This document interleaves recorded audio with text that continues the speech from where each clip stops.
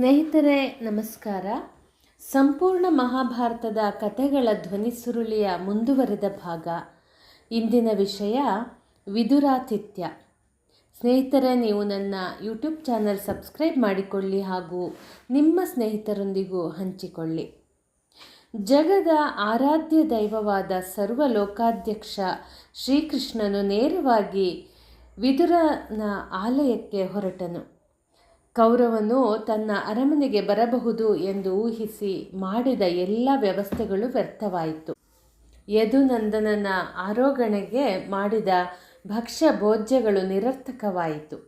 ವಿಶೇಷವಾಗಿ ಜೋಡಿಸಲ್ಪಟ್ಟ ಮಣಿಮಯ ಮಂಚಗಳು ಬರಿದಾಗಿ ಉಳಿದವು. ಶೌರ್ಯು ಗಾಂಧಾರಿ ದೇವಿಯಲ್ಲಿ ಕುಶಲವನ್ನು ವಿಚಾರಿಸಿ ಕಾಣಿಕೆಯನ್ನು ಪಡೆದು ಮುಂದುವರೆದನು.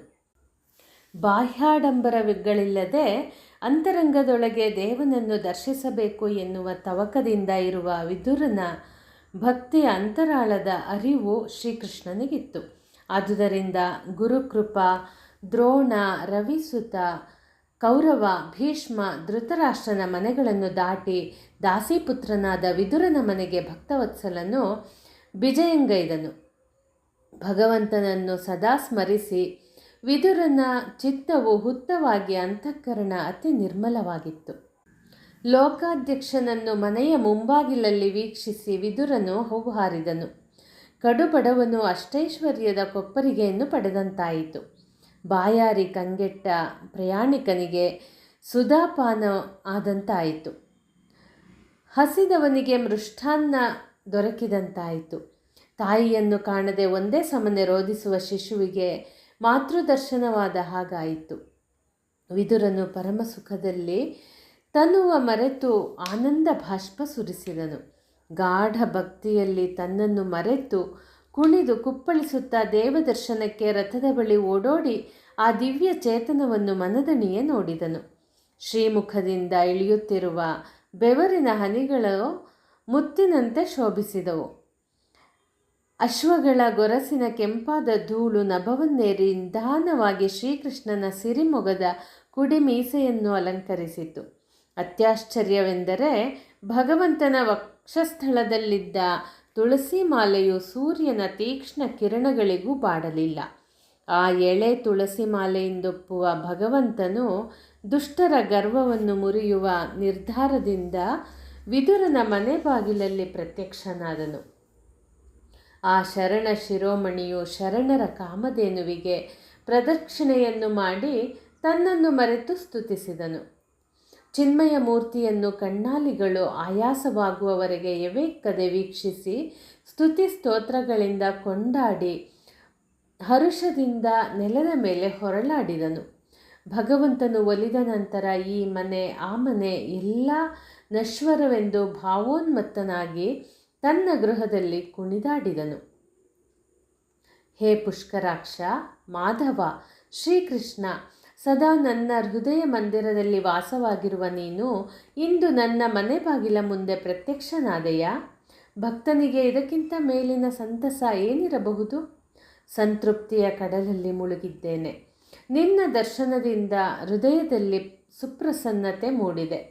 ದೇವನಾದರೂ ದೇಹಧಾರಿಯಾಗಿ ಇಲ್ಲಿವರೆಗೆ ಆಗಮಿಸಿರುವ ನಿನ್ನನ್ನು ಮನೆಯೊಳಗೆ ಆಮಂತ್ರಿಸಲು ತವಕಪಡುತ್ತೇನೆ.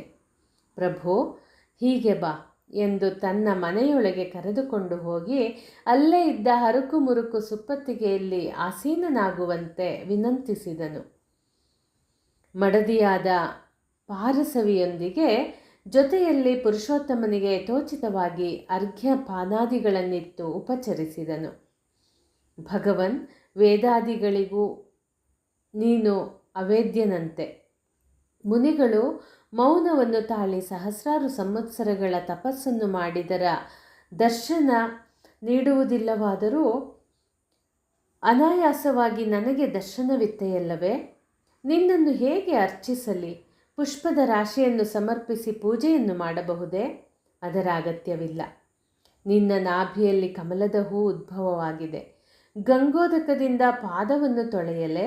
ಇಲ್ಲ, ನಿನ್ನ ಪಾದದಲ್ಲಿಯೇ ಗಂಗೆಯು ಆವಿರ್ಭವಿಸಿದ್ದಾಳೆ. ಮುಖಕ್ಕೆ ಆರತಿಯನ್ನು ಬೆಳಗಲೆ? ಅದೂ ಸರಿಯಾಗದು. ನೀನು ಕೋಟಿ ಸೂರ್ಯ ಸಮಪ್ರಭನಲ್ಲವೇ? ಶ್ರೀಕೃಷ್ಣನು ವಿದುರನ ಭಾವತನ್ಮಯತೆಗೆ ಬೆರಗಾದನು. ಅವನನ್ನು ಪ್ರಚೋದಿಸುವ ದೃಷ್ಟಿಯಿಂದ ವಿದುರ, ರಾಜಾದಿರಾಜರು ತಯಾರಿಸಿದ ಪಂಚಭಕ್ಷ ಪರಮಾನ್ನವನ್ನು ಬಿಟ್ಟು ನಿನ್ನ ಮನೆಗೆ ಅಶನಕ್ಕಾಗಿ ಬಂದಿದ್ದೇನೆ. ಹೊಟ್ಟೆಯ ಹಸಿವನ್ನು ತಣಿಸು. ಏನನ್ನಾದರೂ ಕೊಡುವುದನ್ನು ಬಿಟ್ಟು ಬಾಯಿ ಉಪಚಾರದ ಮೃಷ್ಟಾನ್ನ ನೀಡುತ್ತಿರುವೆಯಲ್ಲ. ಕೇವಲ ಪ್ರಾರ್ಥನೆಯಿಂದಲೇ ಹಸಿವು ಇಂಗುವುದಿದ್ದರೆ ಸರಿ. ನಿಮ್ಮ ಊರಲ್ಲಿ ಯಾರಾದರೂ ಅತಿಥಿಗಳು ಬಂದರೆ ಹೀಗೆಯೇ ಸ್ತುತಿಸಿ ಕಳಿಸುವಿರಾ? ಪ್ರಾಯಶಃ ಇದು ನಿಮ್ಮ ಊರಿನ ಸಂಪ್ರದಾಯವಿರಬಹುದು. ಭಕ್ತಶ್ರೇಷ್ಠನೇ, ಹಸಿವನ್ನು ತಾಳಲಾರೆನು, ಏನಾದರೂ ನೀಡು ಎಂದನು. ದೇವ, ನಿನಗೂ ಹಸಿವೆಯೇ ಎನ್ನುತ್ತಾ ಮನೆಯೊಳಗೆ ಹೋಗಿ ಸ್ವರ್ಣಕುಂಭದಲ್ಲಿದ್ದ ಹಾಲನ್ನು ತಂದು ಅರ್ಪಿಸಿದನು. ಕ್ಷೀರಸಾಗರ ಶಯನನಿಗೆ ಭಕ್ತಿ ಭಾವದ ಕುಡುತೆ ಹಾಲು ದೊರಕಿತು. ಅದನ್ನು ಭಗವಂತನು ಪ್ರೀತಿಯಿಂದ ಕುಡಿದಾಗ ಕಡೆಬಾಯಿಯಿಂದ 4 ತೊಟ್ಟು ಹನಿ ಕೆಳಗೆ ಬಿತ್ತು. ಕುಡ್ತೆಯೊಂದರ ಹಾಲಿನಲ್ಲಿ ದೇವನ ಹಸಿವೆಯಡಗಿ ಕಟವಾಯಿಯಿಂದ ಹೊರಬಿದ್ದ ತೊಟ್ಟು ಹಾಲು ಹಸ್ತಿನಾಪುರದಲ್ಲಿ ತುಂಬಿ ಕ್ಷೀರ ವಾರಿದಿಯಂತೆ ಹರಿಯಿತು. ಆ ಕ್ಷೀರ ಪ್ರವಾಹವನ್ನು ಜನಸ್ತೋಮ ಅಚ್ಚರಿಯಿಂದ ಕಂಡು ಸ್ತಂಭೀಭೂತರಾಗಿ ಅಂಬುಜಾಕ್ಷನ ಮಹಿಮೆಯನ್ನು ಹಾಡಿ ಹೊಗಳಿತು. ಭಾರೀ ಕೌತುಕದಿಂದ ಹಾಲಿನ ಹೊಳೆಯು ಉಗಮಿಸಿದ ವಿದುರನ ಅರಮನೆಯನ್ನು ನೋಡಿದರು. ದೇವ, ನಿನ್ನ ಲೀಲೆಯನ್ನು ಸಾಕು ಮಾಡು ಎಂದು ವಿದುರನು ದೀನನಾಗಿ ಪ್ರಾರ್ಥಿಸಿದನು. ಆ ವೇಳೆಯಲ್ಲಿ ಪಾಂಡುರಾಜನ ಪತ್ನಿ ಪಾಂಡವರ ಮಾತೆ ಕುಂತಿ ಕೃಷ್ಣನ ಸಮಕ್ಷಮ ಬಂದಳು. ಮುರಹರನು ಕುಂತಿದೇವಿಯ ದರ್ಶನವಾದೊಡನೆ ಆಸನದಿಂದೆದ್ದು ನಮಸ್ಕರಿಸಿದನು. ಆಕೆಯು ತನ್ನ ಕುವರರ ಜೀವನದ ಆಧಾರಸ್ತಂಭವಾಗಿರುವ ದೇವನನ್ನು ದೃಷ್ಟಿಸಿ ಪುಳಕಿತಳಾದಳು. ಒಮ್ಮೆಯೇ ಅವಳ ಮನದ ನೋವೆಲ್ಲ ಆರಿತು. ಇಟ್ಟ ದೃಷ್ಟಿಯನ್ನು ಕದಲಿಸಲಾರದಾದಳು. ಮಾಧವನು ಮೆಲ್ಲನೆ, ಅತ್ತೆಯವರು ಕುಶಲವೇ? ನಿಮ್ಮ ಸುಪುತ್ರರು ಸೊಸೆಯಾದ ದ್ರೌಪದಿಯು ನಿಮ್ಮ ಕ್ಷೇಮ ಸಮಾಚಾರ ತಿಳಿಯಲು ಕಾತರದಿಂದ ತುದಿಗಾಲ ಮೇಲೆ ನಿಂತಿದ್ದಾರೆ. ದುಷ್ಟರಿಂದಾಗಿ ಅವರು ಅನುಭವಿಸಬಾರದ ಸಂಕಷ್ಟವನ್ನು ಉಣಬೇಕಾಯಿತು. ಆ ದುರಿತ ರಾಶಿಯು ದೈವಾನುಗ್ರಹದಿಂದ ಸದ್ಯದಲ್ಲಿ ದೂರವಾಗಬಹುದು. ನಿಮ್ಮ ಆಶೀರ್ವಾದ ಪಾಂಡವರ ಮತ್ತು ನನ್ನ ಮೇಲೆ ಇರಲಿ ಎಂದನು. ಕುಂತಿಯು ತನ್ನ ಕಣ್ಣುಗಳಿಂದ ಸುರಿಯುವ ನೀರನ್ನು ಒರೆಸಿಕೊಳ್ಳುತ್ತಾ, ಕೃಷ್ಣ, ಕೌಟುಂಬಿಕ ನೆಲೆಯಲ್ಲಿ ನೀನು ನನಗೆ ಅಳಿಯನಾದರೂ ಈ ಜಗತ್ತನ್ನು ಆಳುವ ದೊರೆಯಾಗಿರುವೆ. ಅರಿಯದ ಪಾಮರರಿಗೆ ಗೋಪಾಲಕನಂತೆ ತೋರಬಹುದಾದರೂ ನನ್ನಂಥವರಿಗೆ ನಿನ್ನ ದೈವತ್ವದ ಅರಿವಿದೆ. ನೀನಾಡಿಸುವ ಈ ವಿಶ್ವ ನಾಟಕದಲ್ಲಿ ನಾನೊಬ್ಬಳು ಪಾತ್ರಧಾರಿ ಅಷ್ಟೆ. ನನ್ನ 5 ಮಕ್ಕಳು ನಿನ್ನ ವಶದಲ್ಲಿರುವಾಗ ನನಗೆ ನಿಶ್ಚಿಂತೆಯಿಲ್ಲದೆ ಮತ್ತೇನು? ಆದರೂ ಮನುಷ್ಯ ಸಹಜವಾದ ಮಾತೃಮೋಹ ನನ್ನನ್ನು ಹಲವು ಬಾರಿ ಗಾಢ ಚಿಂತೆಗೆ ಗುರಿ ಮಾಡುತ್ತದೆ. ಇರಲಿ, ವಸುದೇವ ದೇವಕಿಯರು ಕ್ಷೇಮವಷ್ಟೇ. ಸುಭದ್ರ ಅಭಿಮನ್ಯು ಕುಶಲರು ತಾನೆ.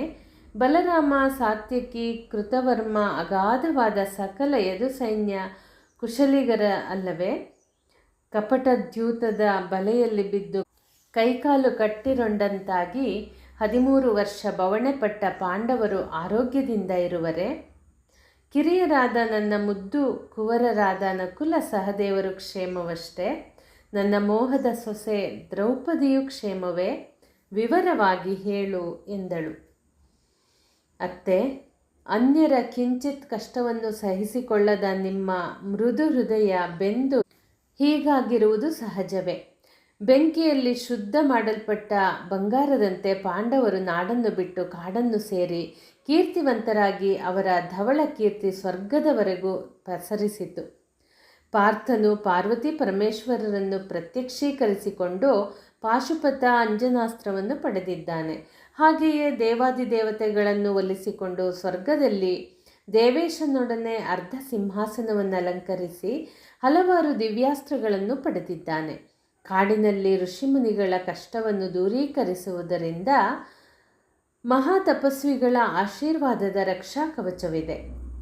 ಸ್ವತಃ ಶಕ್ತಿಯನ್ನು ವರ್ಧಿಸಿಕೊಂಡರೂ ಧರ್ಮವನ್ನು ತ್ಯಜಿಸದೆ ಅವರು ಧರ್ಮಾವಲಂಬಿಗಳಾಗಿದ್ದಾರೆ. ಅತ್ತೆ, ನಿನ್ನನ್ನು ಕುರಿತು ಧರ್ಮರಾಯ ಭೀಮಾರ್ಜುನರು ಸದಾ ಸ್ಮರಿಸಿಕೊಳ್ಳುತ್ತಾರೆ. ನಕುಲ ಸಹದೇವರು ನಿಮ್ಮನ್ನು ನೋಡುವ ತವಕದಿಂದಿದ್ದಾರೆ. ನಿಮ್ಮಲ್ಲಿಯೇ ಮಾದ್ರಿದೇವಿಯನ್ನು ನೋಡುವ ಆ ಕುಮಾರರು ಮಾತೃದರ್ಶನದ ಹಂಬಲದಲ್ಲಿದ್ದಾರೆ. ಸದಾ ಧರ್ಮಾವಲಂಬಿಯಾಗಿರುವ ಯಮಜನು ಹಕ್ಕು ಪ್ರಕಾರವಾಗಿ ಪಡೆಯಬೇಕಾದ ರಾಜ್ಯವನ್ನು ಕೌರವನಲ್ಲಿ ಕೇಳಲು ಈಗ ನನ್ನನ್ನು ಸಂಧಿಗೋಸ್ಕರ ಅಟ್ಟಿದ್ದಾನೆ. ನಮ್ಮ ಸಂಧಾನದ ಕೊಡುಗೆಯನ್ನೊಪ್ಪಿ ಅವನು ರಾಜ್ಯವನ್ನಿತ್ತರೆ ಸರಿ, ಇಲ್ಲದಿದ್ದರೆ ಖಳರನ್ನು ಮಣ್ಣುಗೂಡಿಸದೆ ಬಿಡನು. ಅಮ್ಮ, ಚಿಂತಿಸದಿರು. ಜ್ವಾಜ್ವಲ್ಯಮಾನವಾಗಿರುವ ಸೂರ್ಯನಿಗೂ ಅರೆಗಳಿಗೆ ಕರಿಮೋಡ ಕವಿಯುವಂತೆ ಪಾಂಡವರಿಗೆ ತಾತ್ಕಾಲಿಕ ಕಷ್ಟ ಪ್ರಾಪ್ತಿಯಾಗಿದೆ. ಮುಳ್ಳು ಕಲ್ಲುಗಳು ದೂರವಾಗಿ ಅವರ ಜೀವನದಾರಿ ಸುಗಮವಾಗುವುದು. ಇನ್ನು ಕೆಲವು ದಿನಗಳಲ್ಲಿ ಸುಖ ಪ್ರಾಪ್ತಿಯಾಗುವುದು. ನಿಶ್ಚಿಂತರಾಗಿರಿ. ಅತ್ತೆಯನ್ನು ಸಂತೈಸಿ ವಿದುರನನ್ನು ಕರೆದು, ಅಯ್ಯ ವಿದುರ, ನಾನು ಬಂದಿರುವ ಮಹತ್ತರ ಕಾರ್ಯವಾಗಬೇಕಾಗಿದೆ. ದುರ್ಯೋಧನನಲ್ಲಿಗೆ ತೆರಳು. ಸಂಧಿಯ ವಸಗೆಯನ್ನು ತಂದಿರುವ ನಾನು ಆತನನ್ನು ಯಾವಾಗ ಭೇಟಿಯಾಗಲಿ ವಿಚಾರಿಸಿ ಬಾ ಎಂದನು. ವಿದುರನು ದೇವನ ಅಪ್ಪಣೆಯಂತೆ ಭೇಟಿಯಾದನು. ಸುಯೋಧನನು ಕೋಪದಿಂದ, ಇಂದು ಭೇಟಿಯಾಗಲು ಸಮಯವಿಲ್ಲ, ನಾಳೆ ನಮ್ಮ ಓಲಗಕ್ಕೆ ಬರ ಹೇಳು ಎಂದನು. ഇരുಳು ಹರಿಯಿತು. ಹಕ್ಕಿಗಳ ಕಿಲಕಿಲ ನಿನಾದದೊಡನೆ ಅರುಣೋದಯವಾಯಿತು. ಹಸ್ತಿನಾವತಿ ಒಡ್ಡೋಲಗ. ಕೌರವನ ಅಪ್ಪಣೆಯಂತೆ ಅವರ್ಣನೀಯ ಸಭಾಭವನದ ನಿರ್ಮಾಣವಾಯಿತು. ಮರುದಿನ ರಾಜಸಭೆಯಲ್ಲಿ ದಿವ್ಯಾಸನಗಳು ವ್ಯವಸ್ಥಿತವಾಗಿ ಸಿದ್ಧಗೊಳಿಸಲ್ಪಟ್ಟವು. ರತ್ನಮಣಿಗಳಿಂದ ಅಲಂಕರಿಸಲ್ಪಟ್ಟ ಆಸನಗಳು, ಅವರವರ ಸ್ಥಾನಕ್ಕೆ ತಕ್ಕಂತೆ ಪೀಠದ ಏರ್ಪಾಡಾಗಿತ್ತು. ಹೊಳೆವ ರತುನದ ಮುಕುಟಗಳನ್ನು ದುಶ್ಯಾಸನ ಮತ್ತು ಇನ್ನಿತರ ಸಹೋದರರಿಗೆ ಮತ್ತು ಆಪ್ತನಾದ ಕರ್ಣನಿಗೆ ಕೌರವನಿತ್ತನು. ಬೊಕ್ಕಸದಲ್ಲಿದ್ದ ವಜ್ರವೈಡೂರ್ಯಗಳಿಂದ ರಾಜಕುಮಾರರು ಹಸ್ತಿನಾವತಿಯ ಶ್ರೀಮಂತಿಕೆಯನ್ನು ಶ್ರೀಕೃಷ್ಣನ ಸಮಕ್ಷಮದಲ್ಲಿ ಪ್ರದರ್ಶಿಸಬೇಕು ಎನ್ನುವುದು ಒಂದು ಬಯಕೆಯಾದರೆ, ಒಳಗಿಂದೊಳಗೆ ತನಗೆ ಕತ್ತಿ ಮಸೆಯುವ ತನ್ನ ಪಕ್ಷದವರು ಕೌರವನ ಸಿರಿವಂತಿಕೆಯನ್ನು ಅರಿಯಲಿ ಎಂಬುದು ಇನ್ನೊಂದು ಇಚ್ಛೆ. ಅಂದಿನ ಸಭೆಯನ್ನು ಹೇಗೆ ವಿವರಿಸಲಿ? ಪಿತಾಮಹರಾದ ಭೀಷ್ಮರು ಎತ್ತರದ ಪೀಠವನ್ನು ಅಲಂಕರಿಸಿದ್ದರು. ಗುರುಗಳಾದ ದ್ರೋಣರು, ಅವರ ಏಕಮೇವ ಸುಪುತ್ರ ಅಶ್ವತ್ಥಾಮ, ಕೃಪಾಚಾರ್ಯರು ವಿಪ್ರ ಸಮೂಹ ಸಿಂಹಾಸನದ ಬಲಗಡೆಯಲ್ಲಿ ಉಪಸ್ಥಿತರಿದ್ದರು. ಸಿಂಹಾಸನದ ಎಡದಲ್ಲಿ ದುಶ್ಯಾಸನ, ಆಪ್ತ ಕರ್ಣನು, ಕೌರವನ 100 ಮಂದಿ ಸಹೋದರರು, ವರಕುಮಾರರು ಮಂಡಿಸಿದರು. ಅತಿಬಲರಾದ ಸೈಂಧವ, ಕುಹಕ್ಕಿ, ಶಕುನಿ, ನೃಪನಾದ ಕಾಂಭೋಜ, ಭೂರಿಶ್ರವ, ಕರ್ಣಸುತ ಋಷಕೇತು, ಋಷಸೇನರಿದ್ದರು. ವಾಗ್ಮಿಗಳು, ಗಮಕಿಗಳು, ಮಂತ್ರಿ ಮಾಗಧರು, ವರಪುರೋಹಿತರು ಆ ಮಹಾಸಭಾ ಸ್ಥಾನದಲ್ಲಿದ್ದರು. ಕದನ ಕಲಿಗಳು, ಜಗಜಟ್ಟಿಗಳು, ಕವಿಗಳು, ಸಾಹಿತಿಗಳು, ನೃತ್ಯಗಾತಿಯರು, ಶಶಿವದನೆಯರು ಸರ್ವರೂ ಯಥೋಚಿತ ಆಸನಗಳಲ್ಲಿದ್ದರು. ಸುಯೋಧನನ ಸಭೆಯು ಸುರಸಭೆಯನ್ನು ಮೀರಿಸುವಂತಿತ್ತು. ಸೇನಾಧಿಪತಿಗಳು, ಮಾಂಡಲಿಕರು, ಸಾಮಂತರು, ಪುರಜನರು ಆ ಬೃಹತ್ ಸಭೆಯಲ್ಲಿ ಮಂಡಿಸಿದ್ದರು. ಅವರೆಲ್ಲರ ನಡುವೆ ಚಂದ್ರವಂಶದ ಗದ್ದುಗೆಯಲ್ಲಿ ಸತಿಸಹಿತ ಧೃತರಾಷ್ಟ್ರ ಭೂಪತಿಯು ಓಲೈಸಿದನು. ಚಂದ್ರವಂಶದ ಸಿರಿಯನ್ನು ವರ್ಣಿಸುವುದೆಂತು? ದುರ್ಯೋಧನನ ಆ ಸಭೆಯಲ್ಲಿ ಹಿಂದಿನ ಮತ್ತು ಮುಂದಿನ ಒಟ್ಟು 6 ತಲೆಮಾರಿನ ವಂಶಸ್ಥರು ನೆರೆದು ದೇವೇಂದ್ರನ ಸುಧರ್ಮ ಸಭೆಯನ್ನು ನಾಚಿಸುವಂತಿತ್ತು. ಕೇವಲ ನೂಲಿನ ಎಳೆಯಿಂದ ವಿರೋಧಿ ವೀರರ ತಲೆಯನ್ನು ಉರುಳಿಸಲು ಶಕ್ತರಾದ ವೀರ ಪುಂಗವರಿದ್ದರು. ಸಭೆಯನ್ನು ವೀಕ್ಷಿಸಿ ಸಂಧಾನಕ್ಕೆ ಬಂದಿರುವ ಶ್ರೀಕೃಷ್ಣನು ಬೆಚ್ಚಿ ಬೀಳಬೇಕೆನ್ನುವ ತಂತ್ರವನ್ನು ಧಾರ್ತರಾಷ್ಟ್ರನು ಹೂಡಿದನು. ರಾಜಕಾರಣ ನಿಪುಣನಾದ ಶ್ರೀಕೃಷ್ಣನಿಗೆ ತನ್ನ ಬಲದ ಪರಿಚಯವನ್ನು ಮಾಡಿಸುವ ಕುಹಕ ಉದ್ದೇಶ ಅದರ ಹಿಂದಿತ್ತು. ಸ್ನೇಹಿತರೆ, ಮತ್ತೆ ಮುಂದಿನ ಸಂಚಿಕೆಯಲ್ಲಿ ಭೇಟಿಯಾಗೋಣ. ಧನ್ಯವಾದಗಳು.